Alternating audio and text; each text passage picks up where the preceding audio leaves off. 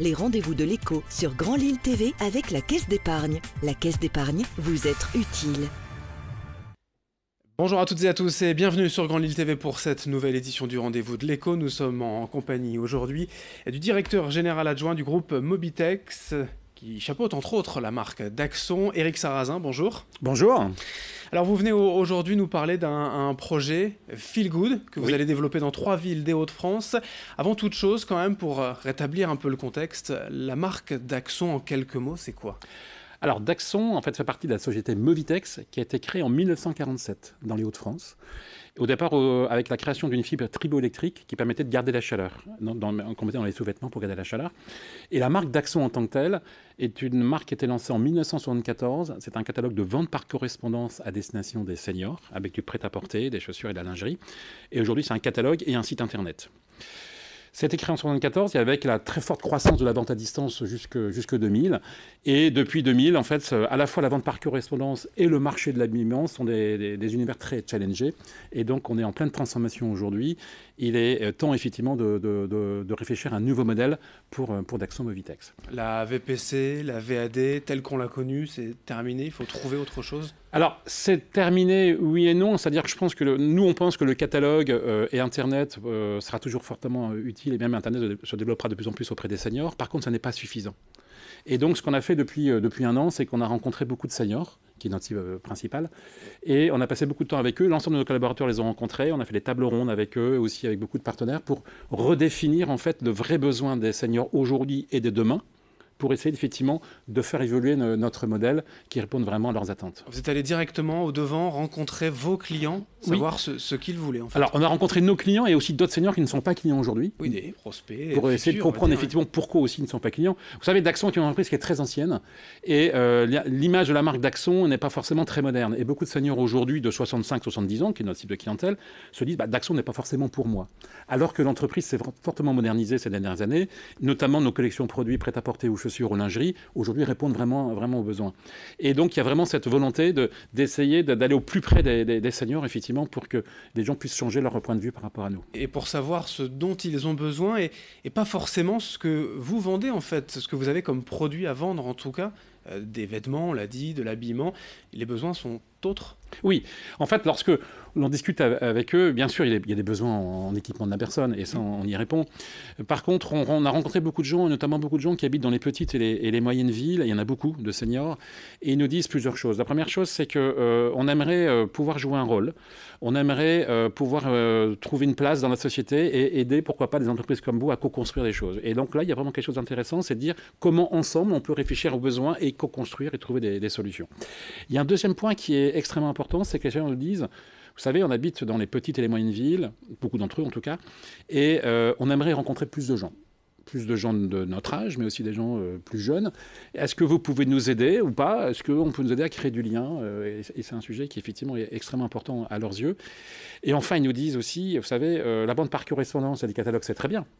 Mais ce qu'on aimerait, c'est pouvoir voir les produits, toucher les produits. C'est ça qui fera changer notre point de vue. Et puis, essayer de faire ce que ne font pas les autres. Est-ce que vous ne pouvez pas venir au plus près de nous, dans les territoires, effectivement, dans les petites et les moyennes villes, pour qu'on puisse effectivement mieux connaître la marque. Mais on est d'accord, installer aujourd'hui des boutiques dans ces petites villes, ça, ce n'est pas possible non plus. Les petites boutiques, c'est très compliqué également dans les petites et moyennes villes. Donc le projet Feel Good que vous venez nous présenter ici, c'est une nouvelle expérience, une nouvelle forme, non pas de boutique ou de commerce, mais de points d'accueil, on peut dire. C'est des points d'accueil, des lieux de vie, des lieux d'expérimentation. En fait, on va essayer d'imaginer quelque chose de nouveau avec un écosystème pour être présent dans les petites et les moyennes villes, voire même en campagne. L'idée n'est pas de créer des magasins, puisqu'on sait, comme vous l'avez dit justement, notamment les magasins de prêt-à-porter, beaucoup d'entre eux ont fermé les uns après les autres dans ces villes-là. L'idée est de co-créer avec des communes qui ressentent ce besoin-là de redynamisation de leur centre-ville ou de leur centre-bourg, de co-créer ces lieux-là. C'est un lieu qui serait forcément un lieu où on pourrait présenter nos offres, ça c'est évident, mais c'est un lieu aussi où on entraînerait également d'autres partenaires qui pourraient présenter d'autres types de produits ou d'autres types de services dans lesquels il y aurait une vraie vie.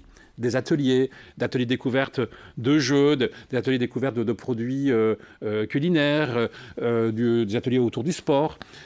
Et on imagine ces ateliers qui peuvent être co-créés avec des acteurs locaux dans la ville dans laquelle on sera, mais également des acteurs régionaux, parce qu'on travaille beaucoup avec des partenaires de la région des Hauts-de-France qui pourraient nous aider à animer ces lieux. Les partenaires, vous êtes ouverts à tout, institutionnels, on est ouvert à associatifs, tout. commerciaux aussi. Alors c'est un écosystème complet, c'est-à-dire que c'est à la fois, ça intègre bien sûr des silvers, les seniors qui ont un rôle majeur, c'est-à-dire qu'il faut vraiment qu'ils aient envie dans cette commune-là et qu'ils aient envie de jouer un rôle. Parce que pour nous, c'est important qu'un certain nombre d'entre eux puissent jouer le rôle d'ambassadeur et nous aider à animer ces lieux-là. Donc ça, c'est un point extrêmement important. C'est aussi un enjeu au niveau de la commune. Est-ce que la municipalité peut nous aider à trouver des locaux qui soient accessibles, mais également à des loyers tout à fait modérés, puisqu'effectivement, on est sur un écosystème un peu nouveau. Mais également, bien sûr, des partenaires qui peuvent répondre à des tas de besoins aujourd'hui des seniors dans le domaine de l'équipement de la maison, dans le domaine du bien-être, de la santé, pourquoi pas. Mais également, c'est ouvert à toute entreprise qui a envie aujourd'hui de répondre à des besoins des silvers. Les 3 villes ou territoires que vous avez sélectionnés, c'est la communauté de communes de Guise, ça c'est en Picardie, dans l'Aisne, près de Saint-Quentin, il y a Lens également, et Péranchy dans la métropole lilloise. Ces 3 territoires, on va dire, symboliques, des marqueurs que vous souhaitiez vraiment expérimenter? Alors, le premier marqueur, c'est qu'on est avant tout une entreprise des Hauts-de-France et on a voulu faire des tests dans les Hauts-de-France. Donc il y a bien une répartition entre le Nord, le Pas-de-Calais et la Picardie.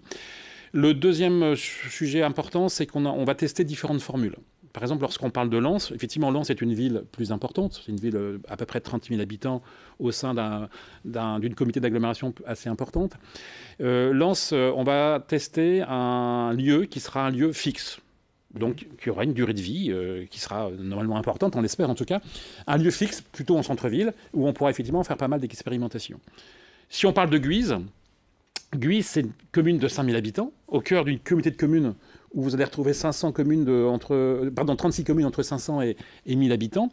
Le maire de Guise a développé ces dernières années un camping-car itinérant dans ces petites communes. L'idée est de voir comment on peut imaginer quelque chose d'itinérant aussi entre la ville de Guise et les petites communes autour de Guise.